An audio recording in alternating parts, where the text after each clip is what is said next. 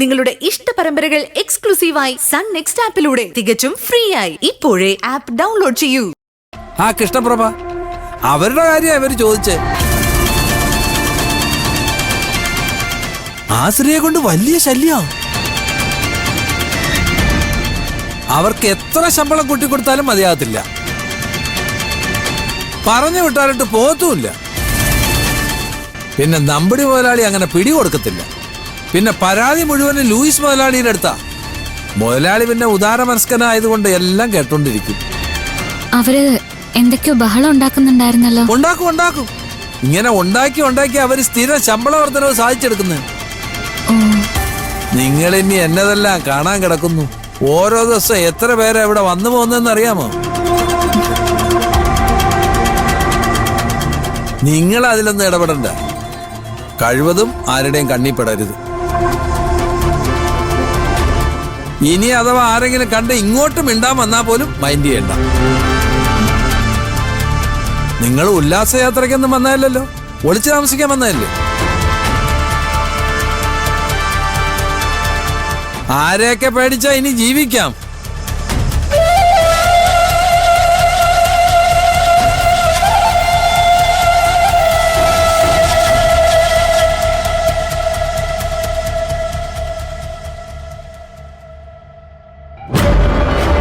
ശ്രീനി എന്ത് വർത്താനം ഈ പറയുന്നത്? അവളെ മറക്കാനോ?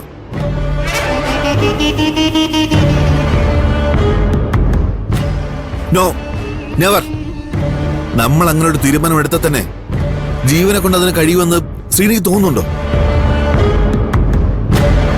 അവളെന്ന ഒറ്റ സ്വപ്നത്തിലാണ് ഇവൻ ജീവിക്കുന്നത്. അങ്ങനെ ഒരു സ്വപ്നം അവൾക്ക് ഇല്ലാത്തതുകൊണ്ടല്ലേ ഇവനെ ഉപേക്ഷിച്ച് അവള് പോയത്. നീ എന്താ ആശയം ഇങ്ങനെ? പൂജയെ നമുക്ക് മനസ്സിലാക്കാം, അവളുടെ പ്രായം അതല്ലേ. പക്ഷെ തിരിച്ചറിവുകൾ നമുക്ക് അങ്ങനെ വാശി കാണിക്കാൻ പറ്റുമോ? ഇതിപ്പോ വാശിയുടെ പ്രശ്നം അല്ലല്ലോ സൗമ്യേട്ടാ, പൂജയുടെ നമ്മുടെ മോന്റെയും ജീവിതത്തിന്റെ പ്രശ്നമല്ലേ. അതെ, അത് തന്നെയാ പ്രശ്നം. പൂജയും ജീവനും രണ്ടു വീട്ടിൽ നിന്ന് വന്ന അന്യരല്ലല്ലോ. നമ്മുടെ കനുമുന്നിൽ നമ്മൾ വളർത്തിയ കുട്ടികളല്ലേ. അവർക്ക് എന്തെങ്കിലും കൈപ്പിഴ പറ്റിയാൽ തീർച്ചയായും തിരുത്തേണ്ടത് നമ്മുടെ ഉത്തരവാദിത്വമല്ലേ. അതിലിപ്പോ ജീവനെന്നോ പൂജയെന്നോ നമുക്ക് വ്യത്യാസമുണ്ടോ? വ്യത്യാസം ഉണ്ടെന്ന് ഞാനും പറഞ്ഞില്ലല്ലോ. ആ വ്യത്യാസം ഇല്ലാത്തതുകൊണ്ടാ ഞാൻ പറഞ്ഞത്. പൂജ അവൾക്ക് ഇഷ്ടപ്പെട്ട ജീവിതം തെരഞ്ഞെടുത്തു. അപ്പൊ പിന്നെ ജീവനും അങ്ങനെ വേണ്ടേ? അതെ, ആശ പറഞ്ഞതാണ് അതിന്റെ ശരി. നമ്മുടെ ആഗ്രഹം അനുസരിച്ച് തളയ്ക്കാനും തലോടാനും വളർത്തുമൃഗങ്ങളൊന്നുമല്ലല്ലോ അവര്. മക്കളല്ലേ? അതെ, മക്കളാണ്. അതുകൊണ്ട് തന്നെയാ ഞാൻ ഈ നിർബന്ധം പിടിക്കുന്നത്. മക്കള് നന്നായില്ലെങ്കിൽ പിന്നെ അച്ഛനും അമ്മയാണെന്ന് പറഞ്ഞ് നമ്മളൊക്കെ ഈ ഭൂമി ജീവിച്ചതിന് വല്ല അർത്ഥമുണ്ടോ? അവര് നമ്മളുടെ ഭാഗം തന്നെയല്ലേ. അപ്പൊ പിന്നെ അവരെ നേർവഴിക്ക് നയിക്കേണ്ടത് നമ്മൾ തന്നെയല്ലേ.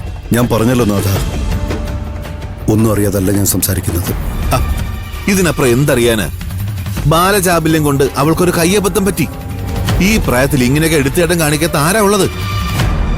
പിന്നെ എല്ലാവരും ഒന്നും ഇവളെ പോലെ ഒളിച്ചോടുന്നില്ല എന്ന് മാത്രം. ഇപ്പൊ ഈ സമൂഹത്തില് മാനിയ നടിച്ച് കുടുംബജീവിതം നയിക്കുന്ന പലരുടെയും ഫ്ലാഷ് ബാക്ക് താനൊന്ന് ചികഞ്ഞു നോക്ക്. അപ്പൊ അറിയാം ആരൊക്കെയുണ്ട് നേരാവണ്ണം രക്ഷപ്പെട്ടവരെന്ന്. എന്റെ ശ്രീനി, താൻ എന്തിനാ ഇങ്ങനെ ബേജാറാവുന്നേ? പൂജയെ എനിക്കെന്റെ പെങ്ങളുടെ മോളല്ല, എന്റെ സ്വന്തം മോളാ. അവക്ക് ദോഷം വരുന്ന എന്തെങ്കിലും കാര്യം ഭാവിയിലായാലും ഞാൻ ചെയ്യുവോ? ഇങ്ങനൊരു സംഭവം പോലും നടന്നിട്ടില്ല എന്ന രീതിയിലല്ലേ നമ്മളെല്ലാം ഡീൽ ചെയ്യൂ. അതൊക്കെ എനിക്കറിയാം നാഥ. ഇത് നമ്മൾ ഡീൽ ചെയ്തുകൊണ്ട് മാത്രം കാര്യമുണ്ടോ? എത്ര കാലം ഇങ്ങനെ കൂടെ ഒന്ന് ഡീൽ ചെയ്ത് കൊടുക്കാൻ പറ്റും? ഇപ്പൊ നമ്മുടെ കാര്യം തന്നെ നോക്കിയേ. നമ്മുടെ കൂടെ ഇപ്പൊ ആരാ ഉള്ളേ? അച്ഛനോ അമ്മയോ അമ്മാവനോ അടുപ്പക്കാരോ അങ്ങനെ ആരെങ്കിലും ഉണ്ടോ? ഒരാവശ്യം വരുമ്പോ നമുക്ക് നമ്മളേ ഉള്ളൂ. നാളെ നമ്മുടെ കുഞ്ഞുങ്ങളുടെ അവസ്ഥ അങ്ങനെ തന്നെയാ. അതെ, അത് തന്നെയാ.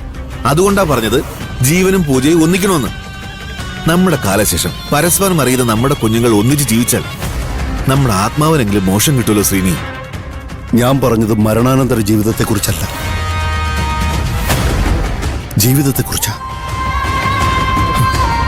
ജീവൻ ഒരു തരത്തിലും ചേർന്ന പെണ്ണല്ല പൂജ. അത് പറയേണ്ടത് ഇവനല്ലേ ശ്രീനി? ഇവൻ മാത്രമല്ലല്ലോ, അവളും പറയണ്ടേ? അവളെ കൊണ്ട് പറയിക്കുന്നതല്ലേ നമ്മുടെ മിടുക്ക്. അങ്ങനെ ഒരു മിടുക്കിന്റെ ആവശ്യം ഇക്കാര്യത്തിലുണ്ടോ നാഥ? ഒട്ടിച്ച് ചേർത്ത് വെക്കാൻ പ്ലാസ്റ്റിക്കോ പലക കഷ്ണമൊന്നും അല്ലല്ലോ, രണ്ട് മനസ്സുകളല്ലേ.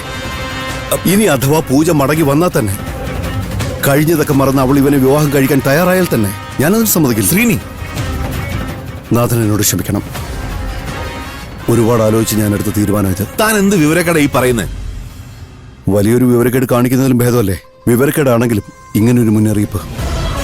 കൂടുതലൊന്നും ആരും എന്നോട് ചോദിക്കരുത്. ചോദിച്ചാലും ഞാൻ പറയില്ല. കാരണം നാഥൻ പറഞ്ഞ പോലെ തന്നെ പൂജ മാത്രമല്ല, ജീവനും എനിക്കെന്റെ മകൻ തന്നെയാണ്.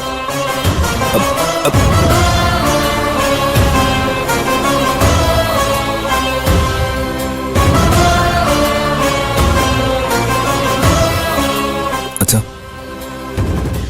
കളി കൈവിട്ടു പോകുന്ന ലക്ഷണമാണല്ലോടാ. അങ്കിളിന്റെ എന്താ ഇപ്പൊ പെട്ടെന്ന് ഇങ്ങനൊരു മാറ്റം? അറിയില്ല, എന്തോ കാര്യമായിട്ട് സംഭവിച്ചിട്ടുണ്ട്. എന്തായാലും ഒരു കാര്യം ഉറപ്പാ, ഇയാളെ ഇപ്പൊ ഇങ്ങോട്ട് പറഞ്ഞയച്ചത് അവളാ, മായ. ഹലോ ആശേ. മയെ, ഫ്രീ ആണോ? അതെ, എന്താ കാര്യം? എനിക്ക് വളരെ സീരിയസ് ആയി കുറച്ച് കാര്യങ്ങൾ പറയാനുണ്ട്. എന്താ ആശേ?